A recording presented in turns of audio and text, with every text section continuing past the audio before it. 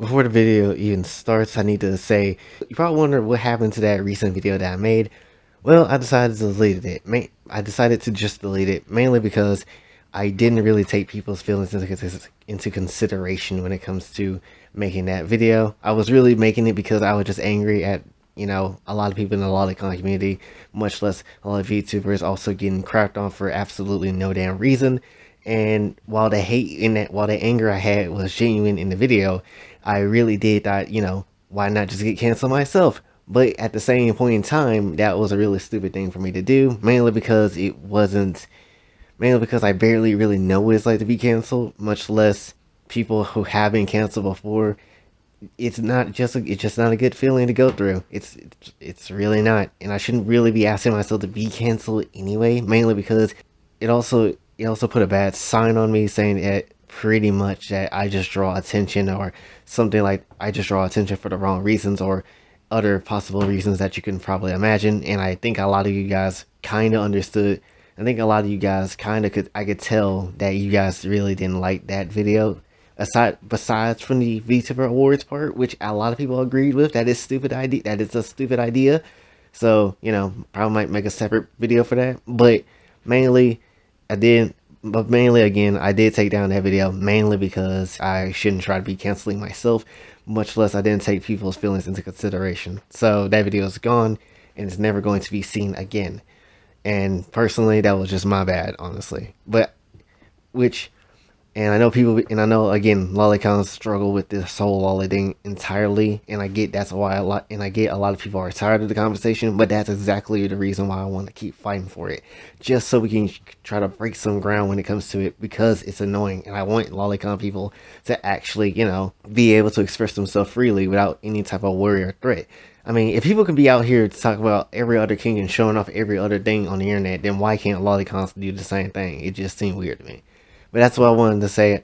For anybody that I did offend, I'm sorry. But I do hope that you understand, and I hope that you can possibly forgive me. But that's all I wanted to say for the beginning.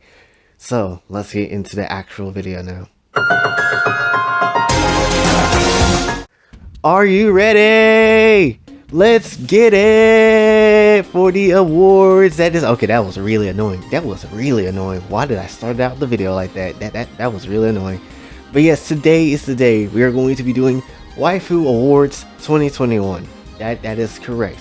Now, you're probably wondering, Jay, Waifu Awards? You mean this is actually going to be an annual thing? Yes, because we did it last year. And while it wasn't perfect last year, I kind of have an idea how I want to do it this time around. So we have, obviously, 3 categories this year. We have Waifu of the Year, we also have Lolly of the Year, and we also have Gaming Waifu of the Year. So that is how this list will go. Also, there is one rule that I would like to put in. There is a possible chance that a waifu that did not come out this year and came out from years prior could even be in this. Because personally, I might have saw something that I didn't know anything about this year, and it could have came out like 2 years ago. So I could include them in this list because personally I didn't experience them when everybody else did. So even if it was like someone like Ryoko from Tenchimuyo from back then, if I never seen Tenchimuyo, that means she could be easily on this list too, because I never knew anything about it. But so just for an example, that's how this list would go. So without any further ado, let's just get right on into it. Before we do that though, honorable mention has to go to Komi, which I know a lot of people like Komi, but at the same time, I didn't really get to watch Komi like that. And I keep saying I want to watch Komi, but I never do. But from the clips I've seen, Komi seems pretty alright. Like, she feel like Medaka in some weird ways. And honestly, if I ever do watch the anime, I need to make a video about the similarities, how I feel about with her and Medaka, because they do feel like the same damn person in some shape and form. But that's the honorable mention though, so let's get actually into the list. Now, honestly, Komi could have honestly made this list, but if that wasn't the case for number 5, Ilulu. Yes, I keep seeing Ilulu everywhere. The Dragon Maid chick with the giant boobs that everybody had made a whole orgasming controversy over. Like that person. Honestly, if it wasn't for Ilulu, definitely Komi would have made this list. But honestly, that's just how it is. Now, I'll be honest, I'm not a Dragon Maid person. I don't really know much about Dragon Maid. I'm not really an avid watcher of Dragon Maid. But I did see some things when it comes to Ilulu, and I do like Ilulu. She is pretty cool, and she is a short stack, not a lolly. Let's get that straight, even though China thinks she's a lolly, which China is weird. But, you know, that's just how it is. Obviously, Ilulu has dragon boobs, which are obviously big because she has fire in said dragon boobs. How does that work? I don't know, but it seems pretty interesting nonetheless. You also have her in a lot of Gensai material, a lot, and I totally didn't put her in this video and, you know, suggested that she be on number 5 because of Devil's Tokyo work. Totally didn't, you know, look at that picture and be like, that's some hot stuff. Devil's Tokyo kind of helped Ilulu go on this list, honestly. But definitely, she does look pretty cool. She does look cute. And honestly, I'm pretty sure everybody here would like to smash. So yeah, Ilulu can have that number 5 position. Number 4 has to go to Nagatoro. Nagatoro is interesting, but at the same time, again, kind of like Ilulu, I really didn't watch Nagatoro except for the first episode.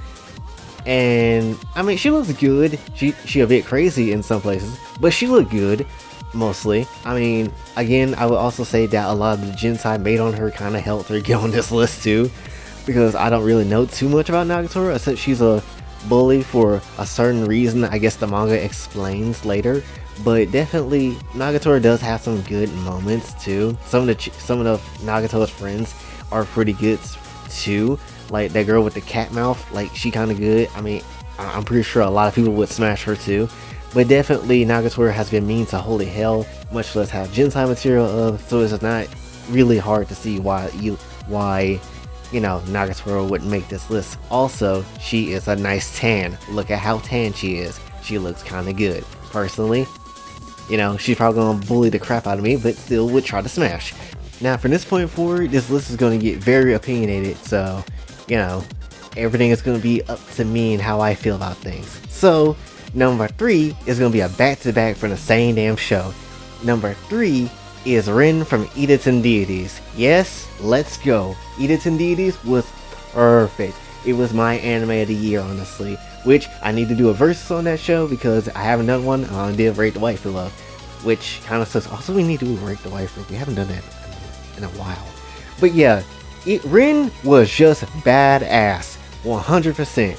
Let's just be completely honest. The fight with Nickel was absolutely good. Like, if you didn't think the entire fight with Nickel plus the background music that slaps with that fight, if you didn't really think that was a good ass fight, you are absolutely insane. And also, Rin had a good ass, I honestly thought Rin was like a fun character this year. Girl goes from, you know, being scared of demons and don't know how to live without being in fear of really a lot of things, and then 800 years later just becomes a supreme badass, beats up everybody just for training, and then still be able to do things on her own even in the most wildest of circumstances. Like, again, watch Edaton Deities. It's not bad. It's a good ass show. I don't get it. Rin deserves all the absolute love in the world because she is completely badass and she'll whoop your ass too. So definitely she earned that number 3 spot. I just really like her presence in the damn show. Number 2 is Miku from Edaton Deities. Told you this was going to be a back-to-back. I know, right? I'm such a bad person. But Miku, hear me out, is sexy. Yes, she is a demon. Yes, she is wilding. But definitely Miku is someone that I would like to, you know, be beside. Even though she's probably going to rip my own head off. But, you know, it'll be fine. It'll be a nice experience though. But with Rin, she's a good guy. You know, she's chill. Miku, this girl is absolutely insane. Rin is a Shota lover as all hell. Like, she literally even let some Shotas bust inside her. I beg your pardon. I wasn't ready for that. I didn't think she was actually gonna go that far. I didn't think the show would even, you know, show much of that. But the show kinda does. Kinda. But I'm actually kind of surprised. But then again, I shouldn't be, because the same person that made Edaton Deities was the same person that made Interspecies Reviewer. So I really shouldn't be surprised when it comes to that. But definitely, Miku on her Shota tip definitely likes that Shota tip a lot. insanely a lot, and most likely you probably could smash Miku, but she'll probably prefer some shoulders before you, which kinda low-key sucks. But at the same time, if she down for that type of level of stuff, she down for anything. So definitely Miku has to be, the number 2 on this list. While she was good, she wasn't enough to get to number 1, as unfortunate as that is. But before we reveal number 1, we have to do Lolly of the Year, and we have to do Gaming Waifu of the Year. So let's start with the easier one. Gaming Waifu of the Year is fairly simple. Tifa from Final Fantasy VII Remake. Yes, I played Final Fantasy VII Remakes this year. It was actually a really good game, and I highly recommend people play it. And I didn't know much about Tifa outside of Kingdom Hearts and the small stuff I knew, but playing this game and kind of just watching her in this game was really fun. Honestly, it was either her or Aerith, because I didn't think Aerith was even that crazy too, but Aerith was actually kind of fun too. So it was like, wait, what? So I was actually kind of, surprised when it came down to it. So yes, definitely a lot of people really like Tifa. I mean, have you not seen the amount of Gensai that she has accumulated over the years? So definitely Tifa is the gaming waifu of this year. Now, for the Lolly of the Year, yeah, I'm about to cheat on this list. Lolly of the Year is Annie from Skullgirls, 100%. Like, I know technically Annie is kind of not a lolly, but at the same time she kind of is, because her age is really ridiculous for how she looks. So, she's a lolly. She is technically on this list now. And not to mention, she had a really fun story too, and she's just nice, and she plays really well. I really do like Annie. In fact, I've been trying to main and do a lot of crazy nonsense stuff when it comes to her. I know I'm kind of cheating because technically she is a gaming waifu and not an anime waifu, but screw you, this is my list. I haven't really watched that much anime this year, so be quiet. So definitely Annie is the Lolly of the Year for my personal taste. For number 1, that has to be Waifu of the Year to me, is an anime I watched this year that did not come out this year, but I watched it this year for the first time, and it has to be Kirari Momobami. Has to be. It has to be her, 100%. I put her in a song that I made, the last song that I made, with the lyrics. That kind of tells you that, oh yeah, this is absolute Waifu of the Year material. Now, originally, I wasn't going to put Kirari at number 1 because I just didn't think it feels right. But at the same time, it is Kirari Momobami. She did kind of make me go crazy this year, and I do kind of like how she is. So, screw it. It's just gonna be she's just gonna have to be number 1.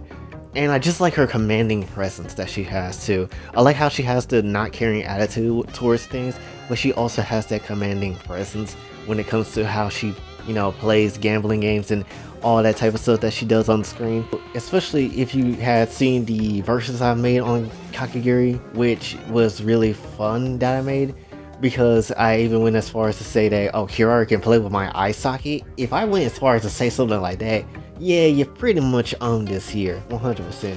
So, also there is not enough Gensai material on Kirari, and I'm mad. So definitely, we do need some more Kirari content, and I do definitely think she has won Waifu of the Year. I know, right? This list was some BS, but this is my list. This is how I feel about certain things.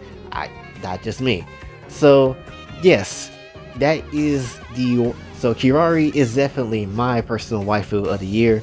And I wouldn't honestly pick another person, honestly. But that is the list of all the waifus that I like this year that I do think is worthy of this award. So hopefully you did enjoy this one. If you did, be sure to like, share, subscribe, hit the bell notification on your way out. Also on Twitter, TikTok, and like to donate to the channel. Patreon and Ko-Fi is available as well. Also tell me in the comments how you hate this list, because I put Kirari at number 1. So, I'm ready for the hate train when it comes to that. And until then, this is your boy Jay, signing off. Have a blessed time. Baby, say my name as if you got a fucking clue. Always caught up in the moment, not condoning what I do. I've been messing with my chemistry to find the better me, putting thoughts up on the page in hopes that you could get to me. Been this way since legit, my brain couldn't quit. Running from my issues, roll the pain in a spliff, fade away every hit. Nobody needed me, too afraid to commit.